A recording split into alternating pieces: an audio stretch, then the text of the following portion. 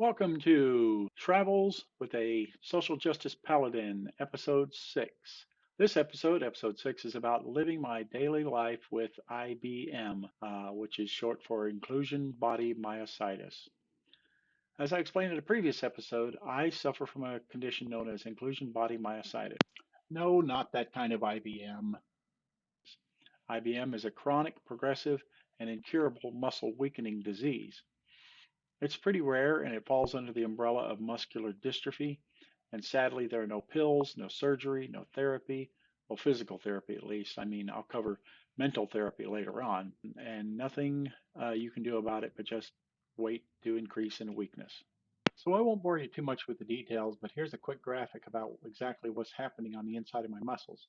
The top picture is a picture of a normal muscle. You have the cell muscles, the blood vessels, et cetera, et cetera. They look like puzzle pieces that fit together neatly. However, in somebody that has inclusion body myositis, the bottom picture, what you notice primarily are these black inclusion bodies, which are called vacuoles, and they tend to crowd out the muscle fibers with these bubble-like spaces. What I've kind of tried to explain to people in the past is it's a lot like if you've ever had to change the brakes or brake pads in your car. The last step of it is always you got to bleed the brakes, or else they get squishy. The brakes get squishy because of the air that's in the brake lines. Well, it's similar to kind of what happens in a person with IBM, is you get all these vacuoles in there, and then the muscles lose their rigidity, and so you can't use them to stabilize you anymore. Three things unique to me are: number one, I am a military veteran, and I was recently given 100% service-connected disability. So drugs and medical equipment are all covered by the VA. A lot of people with IBM out on the economy have to use either Medicare or Medicaid or some form of private insurance to get their medications and durable medical equipment. Thankfully, mine is all paid for. Number two, I'm a lot younger than most IBM patients. IBM usually hits people, men mostly, in their late 60s and 70s. So during that time, it becomes pretty indistinguishable from other symptoms of old age, which is, general weakness and loss of use and that sort of thing. And number three, I have a very fast acting form of the disease. In most cases, it can take an average of 10 to 15 years to go from diagnosis to being fully wheelchair bound.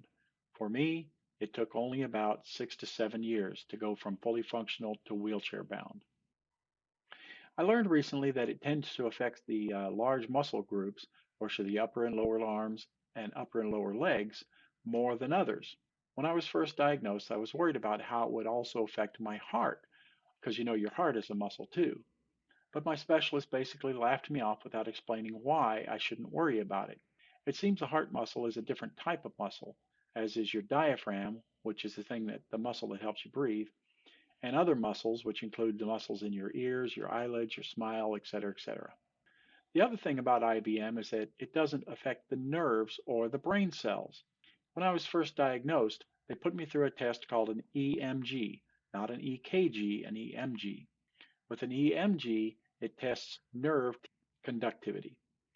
What they do is they hook electrodes to both ends of a muscle, and then they send electrical pulses through the muscle, which are then recorded.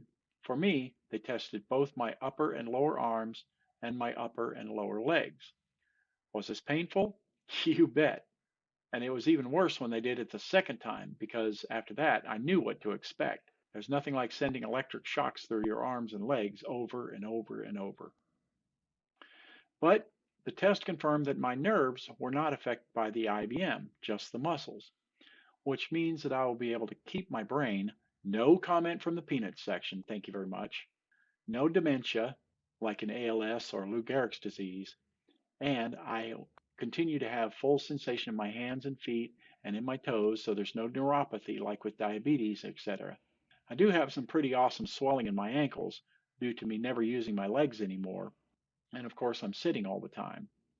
I've gone from a size 10.5 shoe to a 14 wide, and I can only wear slip-on shoes. Also, I used to consider myself a quadriplegic or paraplegic, but I learned that that means you can't move because of trauma or nerve damage, neither of which I have. Instead, the proper term is paraparesis, which is a general inability to move your muscles for any reason. One of the biggest challenges to daily living with progressive illness is just learning to adapt to changes in your body over time. From about 2015 or so, I went from walking normally to walking with a cane to walking with a walker to using a wheelchair for long distances and then finally using a power wheelchair, and now I'm wheelchair bound permanently. I told somebody earlier that I drive an electric vehicle, and she thought I meant that I owned a Tesla. These days, there's very little I can do for myself. I must have assistance with everything from brushing my teeth, washing my hands and face, grooming, eating, and of course everything else. Someone must cook my food for me, provide my meals, clean up afterwards, get me in and out of bed, bathe me, put me on a toilet, change my clothes, etc., etc. This cool little device is called an OBI, and it's a robotic feeding system that I got through the VA. It's very handy. It's battery powered. What it does is it uses the robotic arm to scoop up some food, and then the arm will then move around so that it's positioned right in front of my mouth so I can eat totally hands-free. I do have a couple of control buttons. They're basically just one button mice, and one button will cause the food to go from one tray to the other, and then the other button will cause it to come up to my mouth. I also have to be turned a couple of times during the middle of the night, or else I wind up with bed sores. If you're familiar with the term ADLs and IADLs, as far as the VA is concerned, my ADLs and IADLs are maxed out, even though I still have alert and oriented times 3 or times 4, depending upon who you talk to. One of the things we use is we use the Google Nests around the house so I can turn the living room and bedroom lights on and off with my voice. Also, I can't play the piano anymore like I did several years ago. And I can't type anymore. So I use the Windows on-screen keyboard, and I have to peck letters out one at a time using my left mouse button. So I was still walking when we bought our house originally, so it wasn't originally built to ADA specifications. ADA is Americans with Disabilities Act. So we had to shell out some money out of our own pocket to widen some doors on the inside of the house and to build a ramp from the driveway to the front door to allow access for my wheelchair. We also had to purchase a wheelchair accessible van in order to get me to and from doctor's appointments and out of the house once in a while. Well, the latest adaptation was I had to start using an external catheter. Now, normally, a person needs a catheter because they lose control of their bladder muscles, which is known as incontinence. With me, however, I still have full sensation and full control of my bladder, but my arms don't work anymore. So good luck trying to use a toilet or even holding a urine bottle.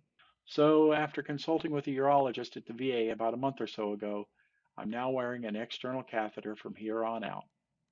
And I said all that to say this.